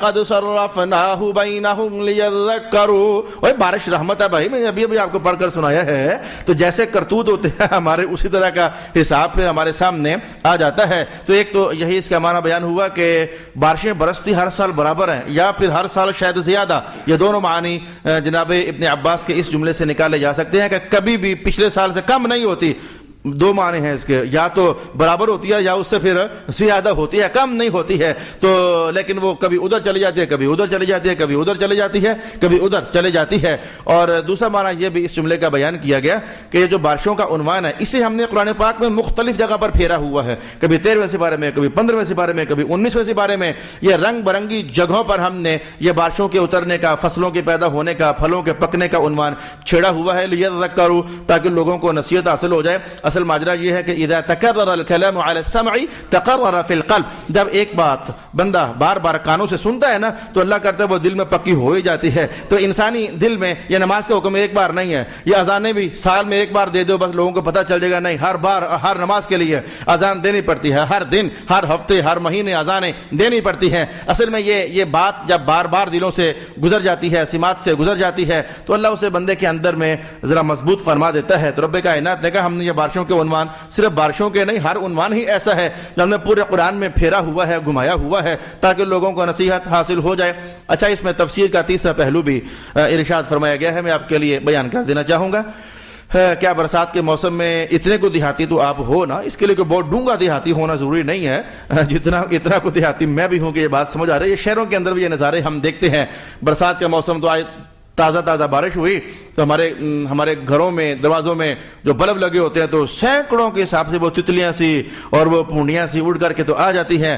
اگلا ہی دن ہوتا سویرے ان کی لاشیں پڑی ہوتی ہیں، جب اگلا ہی دن آتا کچھ بھی نہیں ہوتا، وہاں پر بھی نہیں ہوتے تو لاشیں بھی نہیں ہوتی ہیں۔ تو میں نے کہا اچھا ایسے ہی برسات ہوئی تو جناب کئی رنگ برنگے کیڑے نکل آئے، پیدا ہو گئے، مینڈک نکل آئے، سانپ بچھو باہر نکل آئے، اور جب برسات کا موسم جاتا ہے تو سب پھر آہستہ آہستہ وہ پتہ نہیں کدھر فنا ہو گئے۔ مولا کائنات نے مکے والوں کو سمجھایا ہے، اور تم جو کہتے ہو کہ مرنے کے بعد اٹھنا نہیں ہے، زندگی بس ایک ہی بار ہے جو ہے، اس کے بعد کوئی نئی زندگی نہیں ہے، مر گئے تو کھپ گئے تو بات ختم ہو گئی۔ تو وَلَقَدْ صَرَّفْنَاهُ بَيْنَهُمْ، محبوب یہ بارش کی کہانیاں، بارش کا ماحول ان کے سامنے ذرا بار بار لائیں نا، تاکہ ان کو سمجھ آ جائے جو اللہ ہر سال برسات کے موسم میں لاکھوں نئی زندگیاں پیدا کرتا ہے، پھر انہیں فنا کر دیتا ہے، اگلے سال پھر نئی زندگیاں لے آتا ہے، پھر انہیں فنا کر دیتا ہے، جو کائنات بھر میں زندگیوں کو لانے اور فنا کرنے کا نظام جاری کیے ہوئے ہے۔ بس تیار ہو جاؤ، قیامت والا دن اس نے تمہیں اٹھا ہی لینا ہے، اس نے تمہیں نئی زندگی دے ہی دینی ہے، اسے تمہیں چھوڑا نہیں رہنے دینا ہے کہ تم کہو کہ بس مر گئے تو بس بات ختم ہو گئی، ایسا نہیں ہے۔ وَلِيَذَّكَّرُوا، پر گل کیا ہے، فَأَبَى أَكْثَرُ النَّاسِ إِلَّا كُفُورًا، لیکن اکثر لوگ ناشکری ہی کرنے والے ہیں۔ اس کا ایک چوتھا معنی بھی ہے، اس آیت کا ایک چوتھا معنی بھی ہے، وَلَقَدْ صَرَّفْنَاهُ، اس بات کو ہم نے گھما دیا لوگوں کے درمیان تاکہ نصیحت حاصل کریں، اس بات کو گھما کے رکھ دیا ہم نے لوگوں کے درمیان، گردش دے دی لوگوں کے درمیان تاکہ لوگ نصیحت حاصل کر لیں۔ ائمہ تفسیر نے جو چوتھا قول نقل کیا، فرماتے ہیں کہ اگر آسمان سے برسنے والے قطرے اللہ کی رحمت ہے، میں نے کہا نہیں تھا کہ آج یہ حدیث بار بار ہم اس سے رہنمائی لیں گے کہ لِكُلِّ آیَةٍ مِّنْهَا ظَاهِرٌ وَبَاطِنٌ، ہر آیت کا ظاہری معنی بھی ہوتا ہے، باطنی معنی بھی ہوتا ہے، کہ اگر بارش جو آسمان سے برسے اگر وہ رحمت ہے اور ہے، اس میں کیا شک ہے، تو پھر سمجھنا چاہیے کہ آسمان سے صرف بارش ہی تھوڑی برسی ہے، آسمان سے بارش برسے تو وہ رحمت ہے، اور آسمان سے قرآن کے الفاظ برسے تو یہ بھی تو رحمت ہے نا۔ رب کائنات نے کہا کہ ہم نے اس قرآن کے برسنے والے الفاظ کو لوگوں کے درمیان گھما کے رکھ دیا ہے، ہر گھر میں قرآن پہنچ گیا، کئی محلوں میں قرآن پہنچ گیا، کئی سینوں میں قرآن پہنچ گیا، قرآن کی آواز ہر جگہ پہنچ چکی ہے۔ مولا کیوں پہنچ چکی ہے؟ لیذکروا، مرن جو کہ پڑھو بھی تو صحیح نا، نصیحت حاصل کرو نا اس سے۔ یہ جو رحمت کی بارش ہے قرآن کی صورت میں، یہ ہم نے تمہارے لیے ہر طرف گھما کے رکھ دی ہے تاکہ میرے بندے پڑھیں اور اس سے نصیحت حاصل کریں۔ یہ دکھ کا اظہار ہے، یہ دکھ کا اظہار ہے۔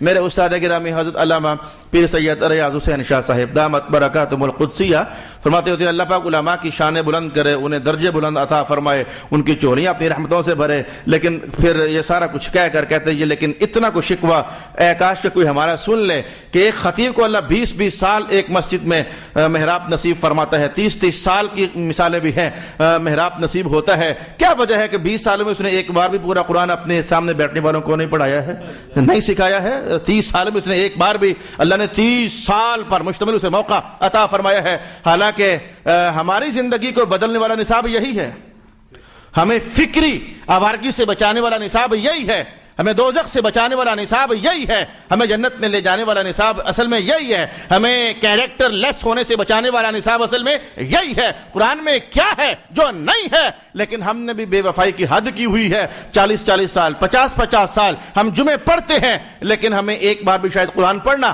بھائی یہ غلط شکوہ نہیں ہے، یہ غلط شکایت نہیں ہے۔ آپ میں سے ہر بندے کی زندگی اس کے سامنے ہے، کیا وہ سوچ کر اپنے ہی آپ کو جواب دے سکتا ہے اس کی عمر کتنی ہو گئی ہے اور اس نے اس رحمت کی بارش سے فیض کتنا لیا ہے جس کے بارے میں رب نے کہا یہ ہر جگہ ہم نے پہنچا دی ہے، اس کی گردش عام کر دی ہے تاکہ لوگ اس کو پڑھ کر، لیکن ہوا کیا مولا؟ پھر ہوا کیا؟ یہ تیری جو رحمت کی بارش قرآن ہے یہ ہر جگہ پہنچی، پر ہوا کیا؟ سن لو کیا ہوا؟ فَأَبَا أَكْثَرُ النَّاسِ، اکثر لوگوں نے انکار ہی کیا ہے، اکثر لوگوں نے انکار ہی کیا ہے، اکثر لوگوں نے ہاتھ اپنا کھینچ کا ہی رکھا ہے۔ اللہ تعالی ہمیں ہدایت نصیب فرما دے۔ وَلَوْ شِئْنَا لَبَعَثْنَا فِي كُلِّ قَرْيَةٍ نَذِيرًا۔ اچھا رسول اللہ علیہ السلام کی فیض آفرینی کا بیان ہوا، فیض آفرینی کا بیان ہوا۔ رب کائنات نے کہا اگر ہم چاہتے تو سونے حبیب اگر پہلے امتوں میں ایک زمانے میں کئی نبی آ سکتے تھے اور آئے، قرآن پاک میں اس میں دلیل موجود ہے، سورہ یاسین جا کر پڑھ لو۔ وَاضْرِبْ لَهُم مَثَلًا أَصْحَابَ الْقَرْيَةِ إِذْ جَاءَهَا الْمُرْسَلُونَ۔ ایک ہی بستی میں رسول کتنے زیادہ آ گئے، تو اگر پہلے زمانے میں ایک زمانے میں کئی رسول آ سکتے تھے تو محبوب آپ کے زمانے میں بھی تو ایسا ہو سکتا تھا کہ آپ بیٹھتے مدینہ میں تو ہر محلے فی کل قریۃ ہر بستی میں ایک الگ درجے کا رسول بھیج دیتے، آپ کی مشقت بھی کم ہو جاتی، آپ کا آنا جانا بھی کم ہو جاتا، آپ کے ساتھ لوگوں کی مخالفتیں بھی کم ہو جاتی، معاملہ ڈیوائیڈ ہو جاتا ہے نا، کہیں وہ رسول کام کر رہے ہیں، کہیں یہ رسول کام کر رہے ہیں، کہیں یہ رسول کام کر رہے ہیں، کہیں یہ رسول کام کر رہے ہیں۔ وَلَوْ شِئْنَا، اگر ہم چاہتے تو ایسا کر دیتے، لیکن ہم نے کیا تو نہیں ہے، ہم نے ایسا کیا تو نہیں ہے۔ آپ کے ساتھ آپ کے باقی قریوں میں، محلوں میں، گلیوں میں، کوچوں میں، بستیوں میں، شہروں میں ہم نے ہر جگہ کے رسول بٹھایا تو نہیں ہے۔ جملہ بڑا زبردست ہے، میں نے جان بوجھ کر روکا ہوا ہے، جملہ بڑا زبردست ہے، میں نے جان بوجھ کر روکا ہوا ہے۔ اور میرے سونے پیارے مجھے بتا، اگر اتنا بڑا حال ہو، اس میں ایک لائٹ جلانے کے بعد دوسری تبھی جلاؤ گے نا کہ ضرورت پوری نہیں ہوئی، ایک اور جلا دیو جی بھائی لوڈ پوری نہیں ہوئی تو ہی جلاؤ گے نا، ایک اور جلا دیو لوڈ پوری نہیں تو اس وقت یہ 15-20 لائٹیں تو جل رہی ہیں، تو ایک سے کام نہیں چلتا تھا تو ہی دوسری تیسری چوتھی پانچویں چھٹی ساتویں 10ویں چلائی ہے نا۔ جب میں ادھر کی کرتا ہوں بات، ادھر کی بات کرتا ہوں، رب کائنات کا پیارے حبیب ہم نے تو ایک سورج بنایا ہے تو وہ ہی ایسا ہے جب وہ اکیلا چڑھ جائے تو کائنات بھر کو روشنی دے دیتا ہے، حالانکہ وہ ہمارا محبوب نہیں ہے، حالانکہ وہ ہمارا محبوب نہیں ہے۔ محبوب تو ہے، پیارا تو ہے، اور محبت کا تاج ہم نے تیرے سر پر سجایا ہے۔ ہم جانتے تھے کہ ہم ہر جگہ ایک رسول بٹھا دیں تو معاملہ ڈیوائیڈ ہو سکتا ہے، لیکن ہم یہ بھی جانتے تھے کہ ہم نے آپ کو بنایا ہی ایسا ہے کہ اب سے لے کر قیامت تک سب انسانوں کے لیے آپ اکیلے ہی کافی ہیں نا، آپ اکیلے ہی کافی ہے، یہ آپ کا فیضان، اکیلے ہی کا فیضان آپ کا کافی ہے۔ وَلَوْ شِئْنَا لَبَعَثْنَا فِي كُلِّ قَرْيَةٍ نَذِيرًا، چاہتے تو ایسا ہو جاتا لیکن ہم جانتے تھے اب اکیلے ہی ان کے لیے کافی ہیں۔ اس لیے تو اس مرد قلندر نے کہا تو صحیح کہا، آنچ خوباں ہما دارند تو تنہا داری، ہے میرے آقا باقی وہ خوبیاں جو سب نبی مل کر اپنے اپنے وجودوں میں رکھتے ہیں اللہ نے وہ ساری سمیٹ کر آپ اکیلے ہی کو عطا فرما دی ہوئی ہے۔ آنچ خوباں ہما دارند تو تنہا داری، ارشاد گرامی ہوا فلا تطع الکافرین۔ جملہ سنو میرے پیارے دھیان سے، کافروں کی تابعداری نہیں کرنی، فلا تطع الکافرین، یہ بڑے پکے فراڈی ہیں، کلما عاہدوا عہدا نبذوہ، یاد رکھو کافروں کی غلاظت اندر سے جب بھی مسلمانوں تمہارے ساتھ کوئی عہد کریں گے، معاہدہ کریں گے، توڑ دیں گے۔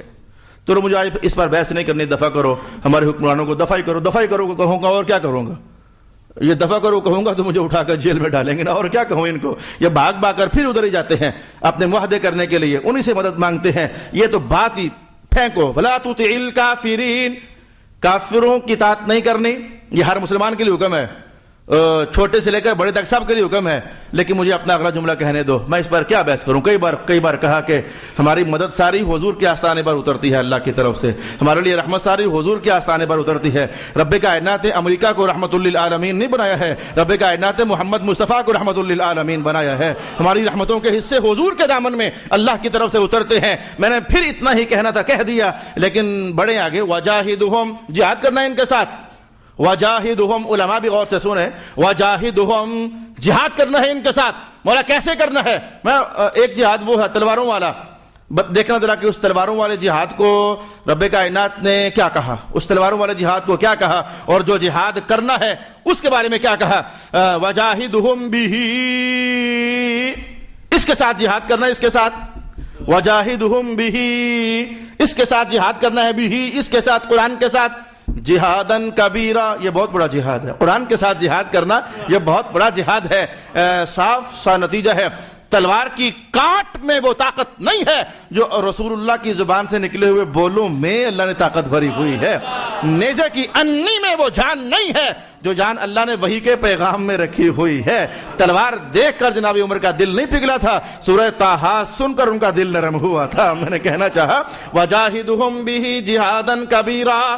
لہذا علماء بس قرآن کی طاقت ہونی چاہیے، ٹوکے کی طاقت نہیں، کلہاڑے کی طاقت نہیں، بندوق کی طاقت نہیں، ہاں میں صاف کہوں گا یہ تلواروں کی طاقت نہیں، یہ بم اور بارود کی طاقت نہیں۔ رب کائنات نے قرآن کو بہت بڑی طاقت قرار دیا ہے۔ کہنے والا ناقص صحیح، کہنے والا ناقص صحیح، چلو میں کہتا ہوں کھلانے والا ہاتھ گندا صحیح، کھلانے والا ہاتھ گندا صحیح، کمزور صحیح، بوڑھا صحیح، لیکن اس ہاتھ سے جو سیب کھا رہے ہو اس کی اپنی طاقت تو ہے ہی ہے نا۔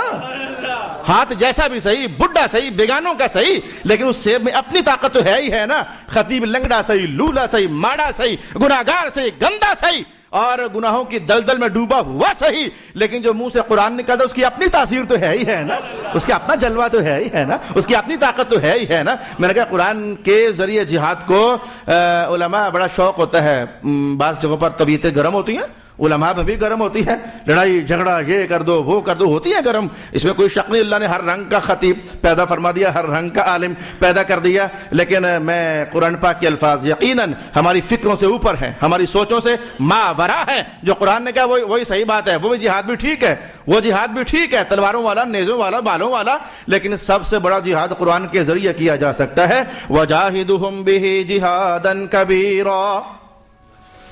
میں کبھی مغالطے میں نہیں پڑھا، اللہ کا بڑا فضل ہے، مغالطے میں نہیں پڑھا، لوگ اس طرح کے بیان جاری کرتے رہتے ہیں۔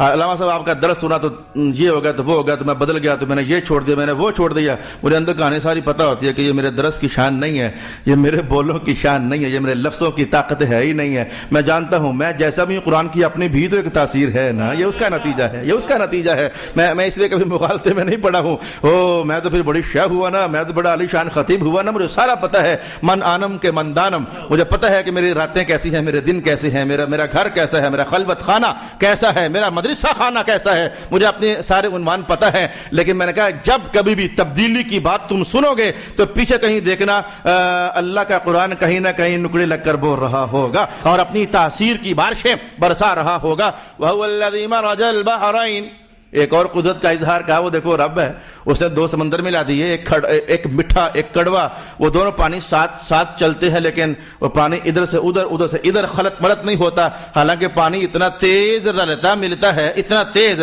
اب گرمیاں آنے والی ہیں قریب، تمہارے پاس ایک ٹپ بھرا ہوگا تو اس ٹپ کے ایک پاس سے ایک گھٹ دودھ کا ایسے پھینک دو، وہ اسی جگہ جم جائے، پڑا رہے، آگے پیچھے جائے نہ، ایسا نہیں ہوتا، وہ اندر ہی اندر تاریں بناتا پتہ نہیں کدھر ٹپ کے اندر جا رہا ہوتا ہے۔ تو پانی کو اللہ نے سریع النفوذ بنایا ہے، فٹافٹ ہر طرف پھیل جانا، اس کی فطرت اور اس کی طبیعت میں رب کائنات نے رکھا ہے۔ لیکن میں نے پہلے کیا کہا تھا، یاد ہے میرے پہلے جملے، یہ سبب نتیجے دیتے ہیں، لیکن سببوں کا نتیجہ اللہ کے پیدا کرنے کے بعد حاصل ہوا کرتا ہے۔ اللہ چاہے تو وہ پانی جن کی طبیعت میں یہ اللہ نے رکھ دیا کہ مل جایا کریں، لیکن جب اللہ چاہتا ہے تو کڑوا پانی کڑوا ہی رہتا ہے اور میٹھا پانی میٹھا ہی رہتا ہے۔ وَجَعَلَ بَيْنَهُمَا بَرْزَخًا، کوئی آڑ ہے درمیان میں جن کو آپس میں ملنے نہیں دیتی۔ وَهُوَ الَّذِي خَلَقَ مِنَ الْمَاءِ بَشَرًا، اللہ نے پانی سے بشر بنایا۔ دو تفسیر کے پہلو جلدی سے کہتا ہوں، یا بشر اول مراد ہے جناب آدم علیہ السلام، تو وہاں تو پھر مراد بھی کوئی اور ہی ہوگی، پانی کی بوندیں اور یہ مٹی، جناب آدم علیہ السلام کے جسم پاک کی مٹی، پانی کی بوندیں اور مٹی، یہ معنی ہے کہ پانی سے انسان بنایا۔ اور اگر آدم علیہ السلام مراد نہ ہو، ہم میں اور آپ مراد ہوں، تو پھر پانی سے مراد پھر وہ نطفے جو باپ کے وجود سے نکلے اور ماں کے وجود سے نکلے، دونوں طرح کے تفصیلی قول کیے گئے، لیکن دلچسپی یہ ہے کہ اللہ نے آج تک سبب یہ بنایا ہے، ماں کا نطفہ بھی چاہیے ہوتا ہے، باپ کا نطفہ بھی چاہیے ہوتا ہے، اس لیے کہ یاد رکھنا کہ باپ کے نطفے سے ہڈیاں بنتی ہیں وجود کی، اور ماں کے نطفے سے اللہ گوشت پیدا فرما دیتا ہے۔ یہ اللہ نے ایسی کوئی تاثیر رکھی ہے ان دونوں نطفوں کے اندر، باپوں کے نطفوں سے ہڈیاں وجود میں آتی ہیں اور ماؤں کے نطفے سے اللہ جو جسم پر گوشت چڑھا دیتا ہے۔ تو میں نے پہلے بھی کہا اللہ چاہے تو وہ جناب عیسیٰ علیہ السلام کے بغیر پانی ہی کے بنا دے، اللہ چاہے جناب آدم علیہ السلام کو باپ اور ماں کے بغیر ہی بنا دے۔ فَجَعَلَهُ نَسَبًا وَصِهْرًا، یہ نسب اور یہ سسرالی رشتہ داریاں یہ اللہ نے انسانوں کو عطا فرمائی ہیں۔ اشارہ یہ تھا کہ کچھ عورتیں تمہارے لیے حرام ہیں اور کچھ عورتیں حلال ہیں۔ جو تقدس مآب تھیں، تمہاری ماں تھی، تمہاری بہن تھی، تمہاری بیٹی تھی، تو اللہ نے ان کو تمہارے لیے شادیاں حرام قرار دے دیا، اور جو اس سے ہٹ کر تھی، نسلیں چلانے کے لیے رب کائنات نے ذرائع بنائے، انہیں تمہارے لیے حلال قرار دے دیا۔ تو جملہ قرآن کا کیا ہے؟ یہ رشتہ داریاں اور نسب شسب اللہ نے تم انسانوں کو عطا فرمائے ہیں۔ آج لاہور کی طرف سے کسی پنجابی جٹ کا فون آ گیا، نہ کوئی تحقیق، نہ گل، نہ کوئی بات، کسی نے گل چھیڑی تو اڑ گئی، تو فٹافٹ پوچھو بھائی یہ کیا ہوتی ہے بات؟ کیا بات ہے؟ بات کیا ہے بھائی؟ کہنے لگا وہ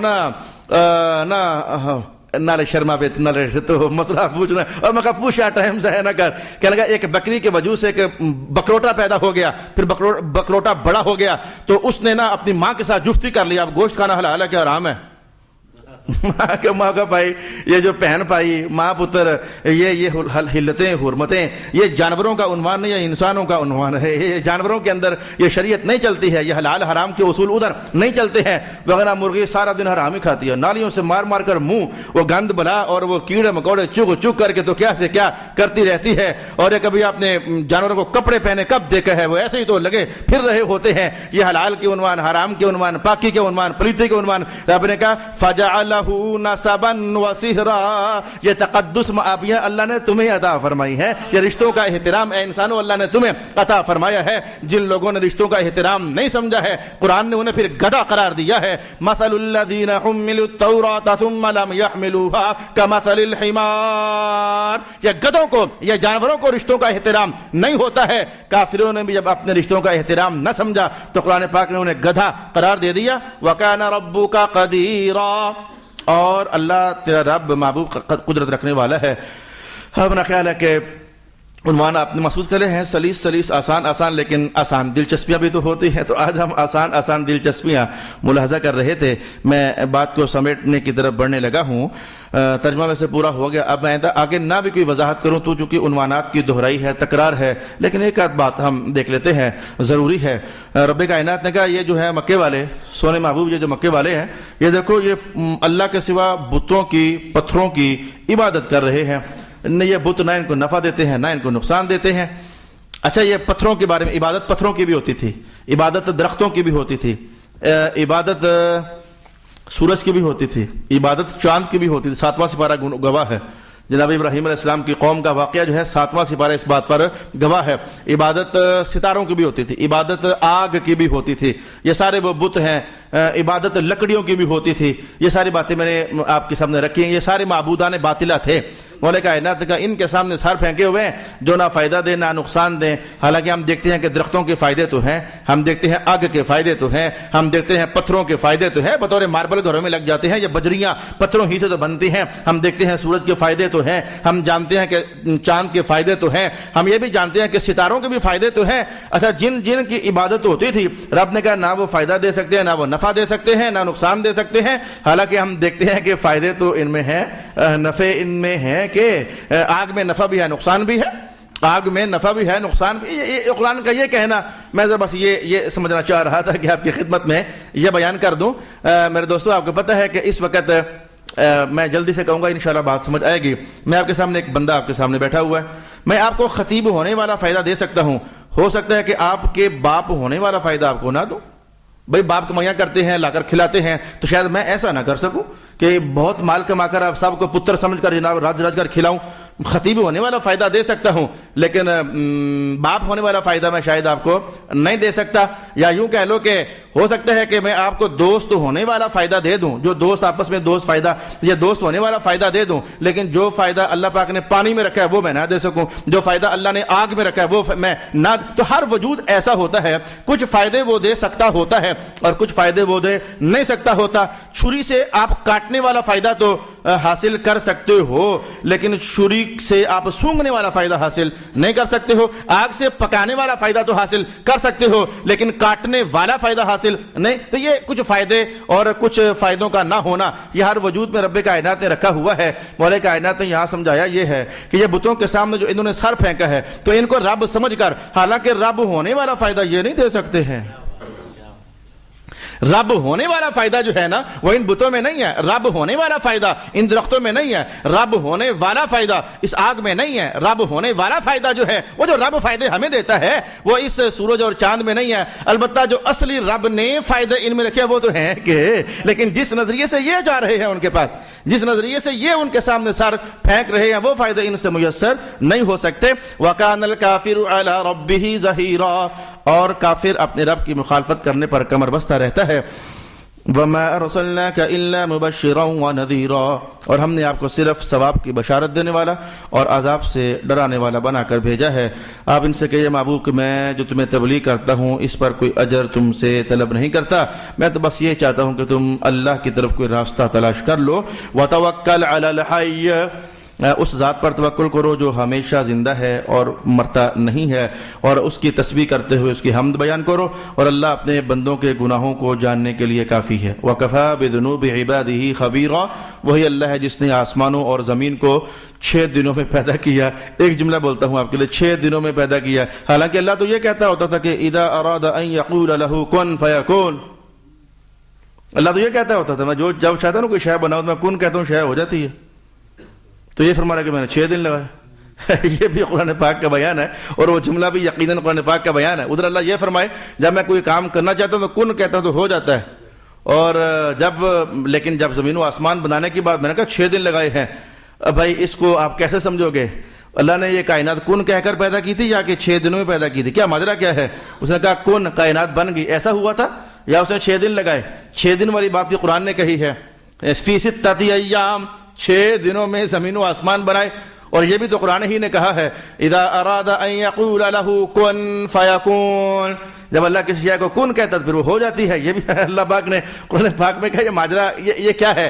میں اس کو اپنے ماحول میں کوئی جملہ بولوں گا, مدد حاصل ہوگی تو میرا خیال ہے کہ سمجھنا آسان ہو جائے گا. یہ دیکھو بعض اوقات نا, یہ بعض اوقات بندہ ٹے کا شکل لگاتا ہے, کوئی مثال بھی کہی جا سکتی ہے لیکن چلو ٹیکے والی, ٹیکے کا ماحول ہے آج کل. شریفانہ کیڑا دور ہے, ٹیکے کا دور ہے سارا. زور لگاؤ تو جس کی لاٹھی اسی کی بھینس. آج کل تو نظام یہی چل رہا ہے. یہ تھانے کے چاہے غریبوں کے تھوڑے ہیں, شریفوں کے تھوڑے ہیں. یہ ہسپتال یہ شریفوں کے لیے تھوڑے ہیں. زور لگاؤ تو جہاں مرضی کامیاب ہوتے چلے جاؤ. تو اس ٹیکے کی مثال ماحول کی آلودگی سے میرے ذہن میں آ گئی. بعد کا بندہ ٹیکا مارتا ہے, اگر میں نے چاہے نا یہ نواشی میرے چاچے نے پتر ہی جو میں ایک کو فون کیا تیرا لگ پتا جاسی ہو جا تینوں چھڑے. اپنی پہلے طاقت کا اظہار کیا, اپنی پاور کا اظہار کیا. میں چاہوں نا تو ایک فون کروں تیرا تبادلہ کرا کے رکھ دوں اور تیرا پورا کوٹھا ہی تو پٹوا کے اتنے سٹوا دے. وہاں بندے ٹیکے شاکے مارتے ہیں لیکن بعد میں کہتا ہے بس تیرا بم اڑے بنا دوست سی, چل جا چھٹے دفعہ ہو جا. تو بندہ جو کرتا ہے وہ اور شے ہوتی ہے, اور جو کر سکتا ہے وہ اور شے ہوتی ہے. جو کر سکتا ہے وہ کوئی اور شے ہوتی ہے, اور جو عملاً کرتا ہے وہ کوئی اور شے ہوتی ہے. رب نے کہا عملاً کیا تو ویسے میں نے یہ ہے کہ زمین و آسمان بنائے 6 دنوں میں ہے, ویسے بنانا چاہوں تو میں بنا 1 سیکنڈ سے بھی پہلے سکتا ہوں. ویسے وہ قدرت کا بیان ہے. چاہوں نا اذا ارادہ, میں غلط نہیں کہہ رہا, اذا ارادہ جب چاہے تو, چاہے گا تو پھر ہے نا, اس نے چاہا ہی نہیں ہے تو جب وہ چاہے, قدرت کا بیان ہے. چاہے تو کن سے بھی پہلے یہ کائنات بن جائے. اور لیکن اس نے ہر شے کو آہستہ آہستہ وہ رب ہے نا, تو رب کہتے ہی اسے ہیں جو ہر شے کو کمال تک آہستہ آہستہ ہی لے کر جاتا ہے. لہذا میرا خیال ہے باتیں دونوں ٹھیک ہیں. وہ جو کہا تھا کہ میں کن کہتا ہوتا ہوں وہ قدرت کا بیان ہے. چاہوں تو ایسا کر دوں لیکن میں ایسے کرتا نہیں ہوتا. بندے کو وجود میں آنے کے 9 مہینے استعمال کرتا ہی ہوتا ہوں. 9 مہینے کا ٹائم اسے دیتا ہوں. یہ درخت ادھر گٹھلی لگا کر فارغ ہو جاؤ تو اگلے ہی لحظے میں وہ امب لگ جائیں. میں ایسا کر سکتا ہوں پر ایسا کرتا نہیں ہوتا ہوتا ہوں. اچھا جناب علی گندم آج زمین پر ڈال دو تو ساتھ ہی وہ تیار ہو جائے، میں ایسا کر سکتا ہوں لیکن میں ایسا کرتا نہیں ہوتا ہوں. کھجور کی گٹھلی زمین میں ڈالو، میں ایسا کر سکتا ہوں لیکن ایسا کرتا نہیں ہوتا. البتہ ایک بار محمد پاک نے چاہا تھا، پھر میں نے کر دیا تھا میں نے. جناب سلمان فارسی والا معاملہ وہ ماجرا تھا، تو ہمارے محبوب نے چاہ لیا تھا، ہم نے کہا چلو کر دیتے ہیں، ہمارے لیے کیا مسئلہ ہے. ایک بار ہم نے کر دیا تھا ویسے، لیکن ہم کر یہ سب کچھ سکتے ہیں پر کرتے نہیں ہوتے. آہستہ آہستہ آہستہ ڈیولپمنٹ جو ہے رب کائنات نے یہ دستور انسانوں میں لانچ کیا ہوا ہے. فاسأل به الرحمن فاسأل به خبیرا، رحمان کے متعلق کسی جاننے والے سے خبر لے لو. وَإِذَا قِيلَ لَهُمُ اسْجُدُوا لِلرَّحْمَنِ، اور جب ان سے کہا جاتا ہے کہ سجدہ کرو رحمان کو، قَالُوا وَمَا الرَّحْمَنُ، کون سا رحمان؟ أَنَسْجُدُ لِمَا تَأْمُرُنَا، کیا اسے سجدہ کریں جس کا تو کہتا ہے ہمیں محمد؟ وَزَادَهُمْ نُفُورًا، نفرتیں ان کی اور زیادہ ہو گئیں. خیر کی دعوت کے مقابلے میں یہ قرآن پاک کا بڑا پرانا دستور ہے. یہ نفرتیں، لڑائیاں، جھگڑے، مخالفتیں، ذہنی کش مکش، کھینچا تانی، یہ ماحول پیدا ہوا ہی کرتا ہے. بس خطیبوں کو، علماء کو ان جملوں سے اتنا ہی کو سبق لینا چاہیے. صدق اللہ مولانا العظیم.